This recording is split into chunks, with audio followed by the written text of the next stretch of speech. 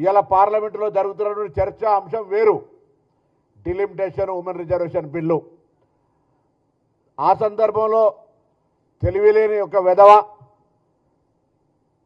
మెదడు జ్ఞానము లేక తెలంగాణ విభజనను పాకిస్తాన్ భారత విభజనతోటి పోల్చి ఈరోజు ఈ భారతదేశంలో ప్రజాస్వామికంగా రాజ్యాంగ ప్రకారంగా లోక్సభ రాజ్యసభ పాస్ చేసినటువంటి బిల్లులను పార్లమెంటు వేదికగా అవమానపరుస్తుంటే తెలంగాణ నుంచి ఎంపికైన 8 మంది భారతీయ జనతా పార్టీల ఎంపులు చీము నెత్తురు లేకుండా వాటిని విని ఎంజాయ్ చేసేటువంటి దౌర్భాగ్య పరిస్థితి వింటే తెలంగాణ తల్లి రోధించేటువంటి పరిస్థితి ఉంది. అలా ఏ మాత్రం బాధ్యత ఉన్నా తెలంగాణ రక్తమున్నా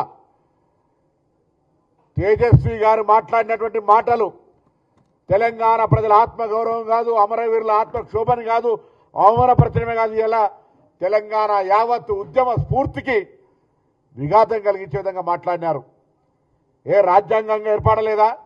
ఇంత పెద్ద దీర్ఘకాలిక ప్రజల ఆకాంక్షకు కాంగ్రెస్ పార్టీ నిర్ణయం తీసుకొని ఆనాడు భారతీయ జనతా పార్టీ కీర్తిశేషులు సుష్మా స్వరాజ్ గారు రాజ్యాంగ ప్రకారంగా పార్లమెంటులో మద్దతిస్తే ఇవాళ ఈ యొక్క ప్రధానమంత్రి నుంచి మొదలుకొంటే మొన్నవరో తెలుగుదేశం ఆంధ్ర ఎంపీ కూడా పార్లమెంటు గురించి కూడా మాట్లాడుతూ ఉండే, తెలంగాణ విభజన గురించి మాట్లాడుతూ ఉండే. ప్రతి ఒక్కరికి చురుకునైతుంది బిడ్డ, జాగ్రత్త. తెలంగాణ ఉద్యమకారులంతా ఒకవేళ ఎందుకులే విభజన జరిగింది కదా, ఎవరి విభజన దాకానే పోరాటం, విభజన తర్వాత ఎవరి బతుకులు వాళ్ళు బతకాలనుకుంటే జ్ఞానం లేక అజ్ఞానంతో పార్లమెంటరీ వ్యవస్థలో రాజ్యాంగాన్ని అవమానపరిచే విధంగా తేజస్వి మాట్లాడుతున్నటువంటి మాటలు ఈరోజు దేశ ప్రజాస్వామ్యానికి అగౌరవం. ప్రధానమంత్రి గారు కూడా వాటిని వినాలి.